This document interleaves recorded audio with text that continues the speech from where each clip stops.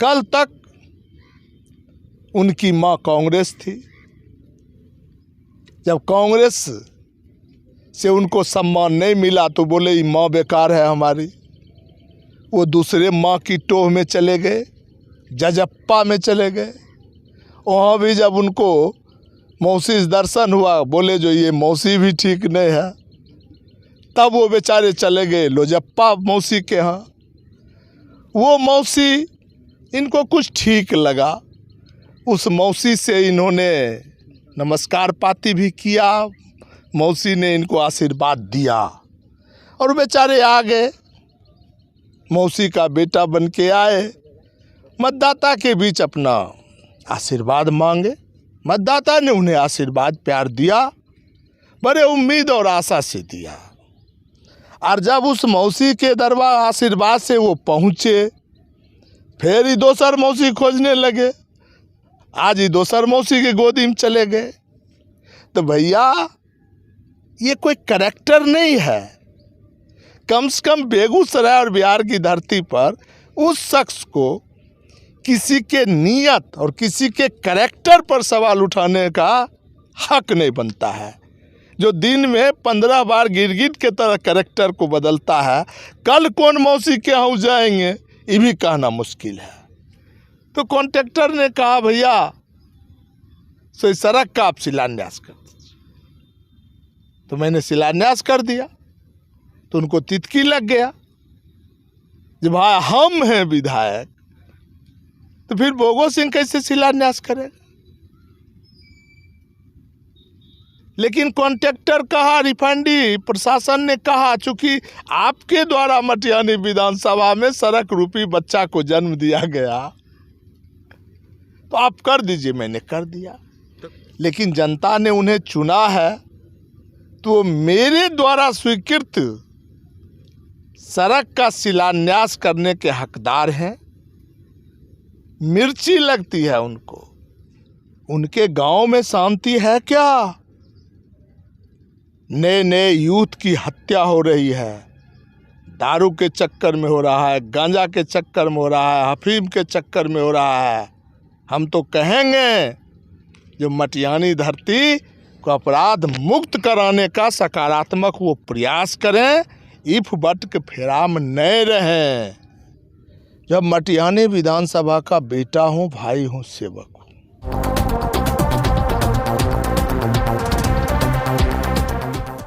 नमस्कार, आप देख रहे हैं बेगूसराय खबर। मैं हूं आपके साथ सुमित।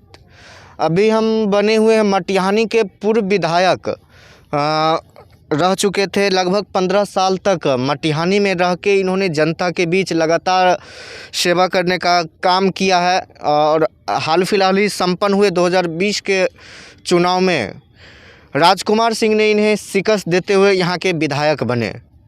हाल फिलहाल ही अभी देखने को मिल रहा है, सोशल मीडिया और न्यूज़ पेपर कटिंग में भी आ गया था, एक सड़क का शिलान्यास किया गया था। बनने के बाद वो सड़क बना, उद्घाटन किया गया और उस सड़क के शिलान्यास पट को तोड़ दिया गया, जिस पे मटिहानी विधायक ने पोस्ट भी लिखा है और पेपर में भी बहुत ही सरगर्मी से उस चीज़ को छापा गया है।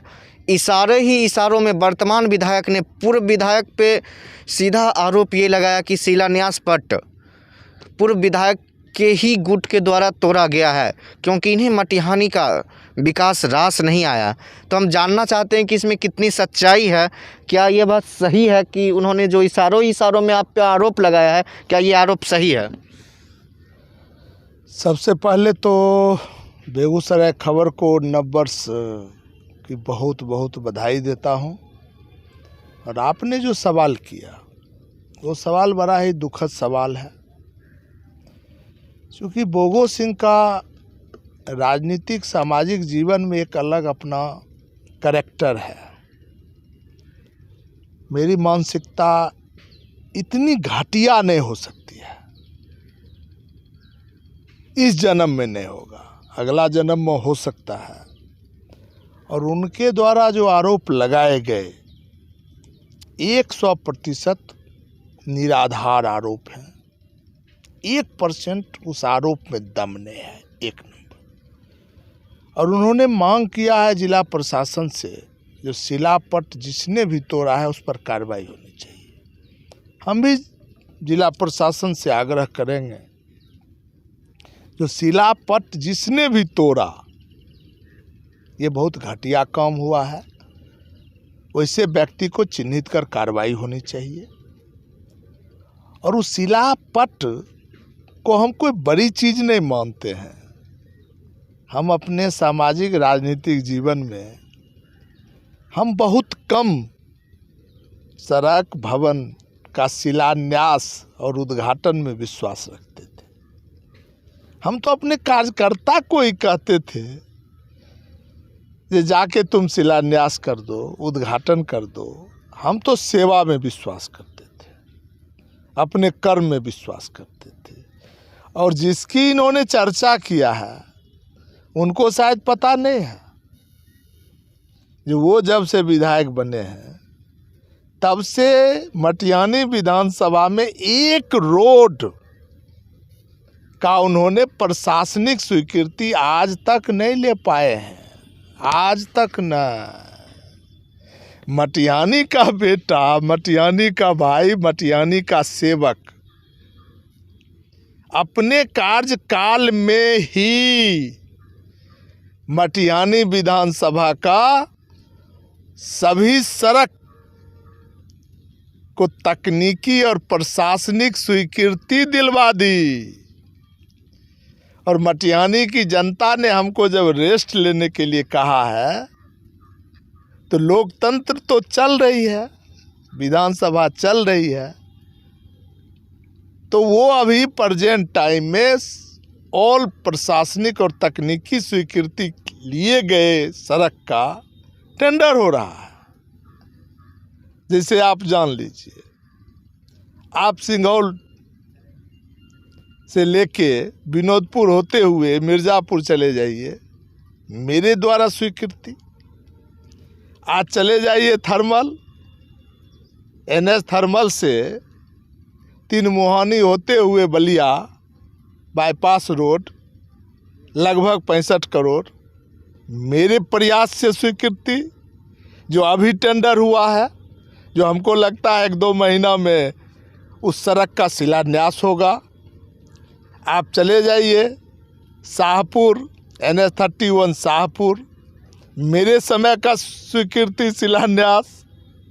ऑल वर्क मेरे समय का प्रशासनिक है, तकनीकी है, लेकिन जनता ने उन्हें चुना है तो मेरे द्वारा स्वीकृत सड़क का शिलान्यास करने के हकदार हैं।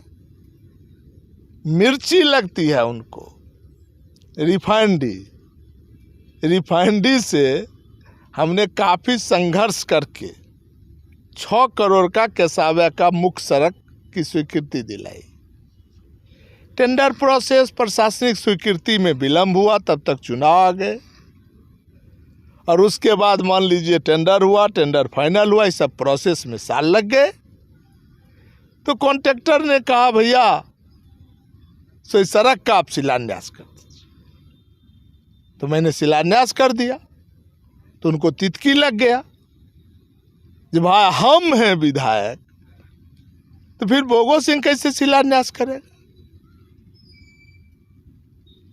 लेकिन कॉन्ट्रैक्टर कहा, रिफाइनरी प्रशासन ने कहा, चूंकि आपके द्वारा मटियानी विधानसभा में सड़क रूपी बच्चा को जन्म दिया गया तो आप कर दीजिए। मैंने कर दिया। तो क्या इसको अहम की लड़ाई मान सकते हैं? जवाब देंगे, हमारे जीवन में तो अहंकार है नहीं, हम तो एक सेवक हैं और हम नकारात्मक राजनीति नहीं करते और जीवन में नहीं करेंगे। क्योंकि हमारे लिए मटिहानी की धरती पुण्य धरती है। इस मिट्टी ने इस बेटा को बड़े प्यार से पाला है। और दूसरा, उन्होंने जो आरोप लगाया, जो 15 साल अपराध की राजनीति, उनको पता नहीं है जिस कोख से वो पैदा लिए उस कोख ने ही मटिहानी की धरती पर अपराध को जन्म दिया। और उस अपराध को मटिहानी जनता के आशीर्वाद से भोगो सिंह 20 साल से मटिहानी की धरती पर शांति का पैगाम दिया। मटिहानी में ना जाति, ना धर्म, ना दल, ना क्षेत्रवाद, शांति शांति रहा। अपने रीजन में जरा इतिहास के पन्ना 1 साल 1.5 साल का उल्टा लें, जो अपराध की कड़ी कितनी लंबी हुई है मटिहानी की धरती पर, अपने गिरेबान को झांक लें। जो मटिहानी में शांति है क्या? उनके गांव में शांति है क्या? नए नए यूथ की हत्या हो रही है, दारू के चक्कर में हो रहा है, गांजा के चक्कर में हो रहा है, अफीम के चक्कर में हो रहा है। हम तो कहेंगे जो मटिहानी धरती को अपराध मुक्त कराने का सकारात्मक वो प्रयास करें, इफ बट के फेरा में नहीं रहें। लगातार देख रहे हैं कि यूँ तो सूबे बिहार में देखा जा रहा है अपराध चरम सीमा पर, आए दिन चोरी, लूट, हत्या, बलात्कार, ये सब अब एक मामूली बात तो हो गई है। जैसा कि पहले हम लोग सुना करते थे जंगल राज, तो वर्तमान में भी अगर हम ये कहें जंगल राज तो अछूता नहीं रहेगा, क्योंकि आए दिन दहाड़े देखते हैं चोरी, लूट, हत्या। अभी हाल फिलहाल एक मासूम की भी हत्या हो गई और हो भी रही है। तो इस अपराध जगत पर आपका क्या कहना है? मटिहानी में तो हो ही रहे हैं, बेगूसराय में अपराध बेतहाशा है। चाहे कोई भी विधानसभा आप ले लीजिए, बेगूसराय पूरा अगर हम दृष्टिकोण अगर करें तो पूरे बेगूसराय क्या सूबे बिहार में अपराध चरम सीमा पे है। इसके लिए आप किसको जिम्मेदार मानते हैं? देख लीजिए, एक बात तो स्पष्ट मानिए, जैसे बिहार के जो मुख्यमंत्री आदरणीय नीतीश जी हैं, उनका इस ओर ईमानदारी से सार्थक प्रयास जरूर है, जो बिहार नशा मुक्त बिहार हो, अपराध मुक्त बिहार हो। लेकिन एक्सिक्यूट करने वाले जो पदाधिकारी हैं उनमें बहुत कमी आई है। वो अपने ड्यूटी के प्रति कर्तव्यनिष्ठ नहीं है, जिस कारण अपराध में बढ़ोतरी हो रही है। इस बात से हम इनकार नहीं कर सकते हैं। पदाधिकारी जिस दिन कर्तव्यनिष्ठ हो जाएंगे उस दिन अपराध बंद नहीं हो सकते हैं, लेकिन उसमें शिथिलता आएगी, कमियां आएगी, ये मैं कह सकता हूँ। लेकिन शराबबंदी के बाद जितना भी देखा जा रहा है अपराध में बेतहाशा वृद्धि हो रहा है। छोटे छोटे बच्चे भी, हाल फिलहाल ही बेगूसराय सदर यानी नगर विधायक कह सकते कुंदन सिंह ने भी एक मोर्चा खोल दिया था और स्पष्ट सरकार पे कहा था कि सिर्फ शराबबंदी की नीति के ही कारण आज छोटे छोटे बच्चे 10-12 में पढ़ने वाले बच्चे भी शराब का धंधा कर रहे हैं, उनका करियर चौपट होता जा रहा है। तो क्या शराबबंदी की नीति गलत है या सरकार की मंशा क्या है? देखिए, ये देश, ये बिहार, ये समाज कभी नहीं सुधर सकता है जब तक राजनेताओं का नियत और नीति स्पष्ट नहीं होगा। तब तक आपका समाज अच्छे दिशा की ओर अग्रसर नहीं हो सकता है। अपना देश का जो लोकतंत्र है, उस लोकतंत्र को राजनेताओं के द्वारा कलंकित कर दिया गया। समाज में जाति का जहर फैलाया गया, समाज में धर्म का जहर फैलाया गया, समाज में क्षेत्रवाद फैलाया गया, समाज में गोत्रवाद फैलाया गया, जिस कारण आपका लोकतंत्र कलंकित हुआ है। और इस लोकतंत्र के मंदिर को यदि कोई ठीक कर सकता है तो अपने समाज का जनमानस ठीक कर सकता है। अब जनमानस भी उसी रास्ते पर चल चुका है। क्योंकि 75 वर्षों का जो आज़ादी का आकलन आप करते हैं, इतिहास के पन्ने को जब आप देखते हैं तो ऐसा महसूस होता है जो सरकार को जिस रूप से समाज की सेवा करना चाहिए, सरकार को जिस रूप से समाज का विकास करना चाहिए, उस रूप से समाज का विकास नहीं हुआ, जिस कारण बेरोजगारी बढ़ी। और जब हमारे बच्चे, हमारा परिवार, हमारा समाज बेरोजगारी के दलदल में जब उसके पैर धंसेंगे तो बैठा हुआ दिमाग खुराफात का दिमाग होता है, वो पैर अपराध की तरफ बढ़ ही जाएंगे। इसलिए सरकार को ईमानदारी से इस पर विचार करने की आवश्यकता है, जो हमारा समाज, हमारा देश कैसे बेहतर होगा, इसके लिए सरकार को प्लानिंग करनी होगी और एग्जीक्यूट करने वाले जो पदाधिकारी हैं उस पदाधिकारी को अपने कर्तव्यनिष्ठ के पथ पर चलना होगा। इसके उदाहरण आप देख रहे हैं, आए दिन आप अखबार के माध्यम से, सोशल मीडिया के माध्यम से देख रहे हैं, जो किसी पदाधिकारी के घर पर छापा पड़ रहे हैं तो रुपया गणने के लिए मशीन को मंगाया जा रहा है। ये क्या है? ये भ्रष्टाचार की गंगोत्री है और इस गंगोत्री में माँ सरस्वती के पुत्र जो अपने आप को पदाधिकारी कहते हैं वो नाक डुबा के डुबकी लगा रहे हैं, जिस कारण अपने समाज का सही विकास नहीं हो रहा है और समाज का सही रूपरेखा तैयार नहीं हो रहा है। अक्सर देखा जाता है कि जैसे ही चुनाव की सरगराहट होती है, बू आती है कि अब चुनाव होने वाले हैं, तो बहुत सारे लोग चुनावी मैदान में दिखते हैं। हर लोग अपनी उम्मीदवारी तय करते हैं, अपने जीत का दावा करते हैं, लेकिन जीत तो किन्हीं एक को ही मिलता है। और चुनावी सरगराहट के बीच बहुत सारे उम्मीदवार दिखते हैं और जीतने के बाद अक्सर देखा भी जाता है, जीतने के बाद जो जनप्रतिनिधि हैं वो खुद ही जनता से 5 साल के लिए गायब हो जाते हैं, फिर चुनाव में दिखते हैं। लेकिन अक्सर आप जिस समय चुनाव में लगातार 15 वर्ष जीत दर्ज किए थे उस समय भी, और अब तो आप विधायक से पूर्व विधायक हो चुके हैं, लेकिन फिर भी लगातार जनता के बीच में हैं। आखिर क्यों? बहुत कम लोग ऐसे राजनेता देखने को मिलते हैं। तो क्या आप एक सफल राजनेता के रूप में अपने आप को मानते हैं या फिर एक असफल के रूप में कि लगातार बने हुए? आखिर क्या बनने का रीज़न है?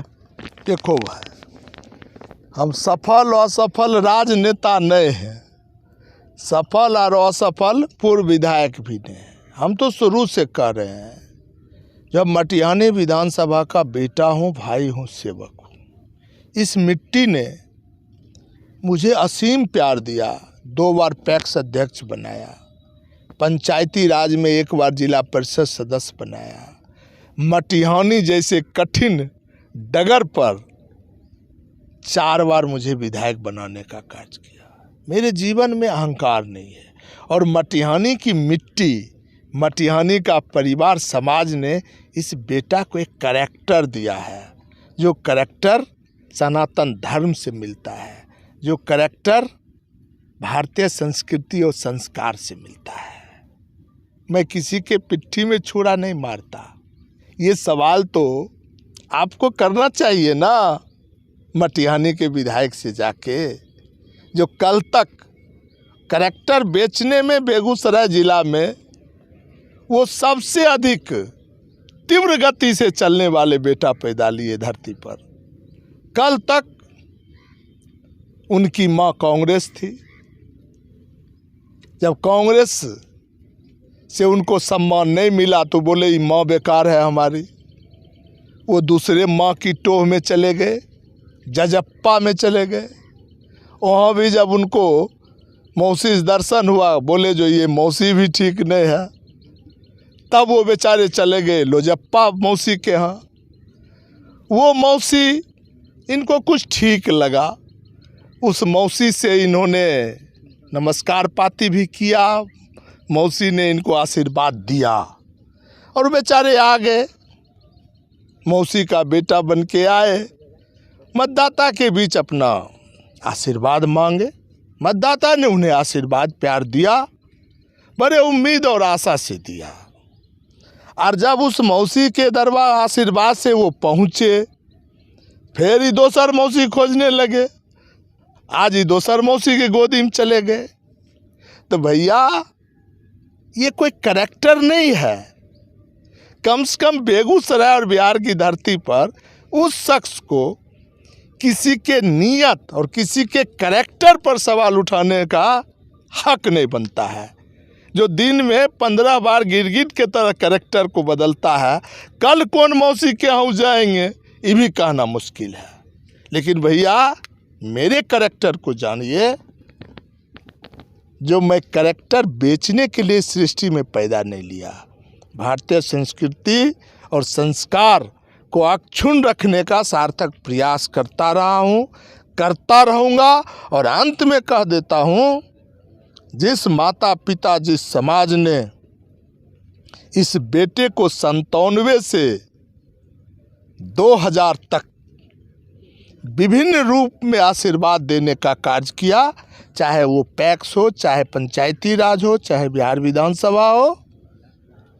और किसी कारण से, मेरे गलती से, मेरे भूल से हमारे गार्जियन ने मुझे एक चाटा मारा और कहा बेटा तुम आराम करो, तुमसे नहीं चलने वाला है। तो क्या मैं पापी, क्या मैं दानव जो हम अपने मतदाता के सुख दुख को शेयर ना करूं? मैं जब तक जिंदा रहूंगा, जब तक इस शरीर में सांस रहेंगे, मटिहानी विधानसभा रूपी चमन को मैं एक माली की तरह सुख दुख में सींचता रहूंगा। यही मेरा करैक्टर है।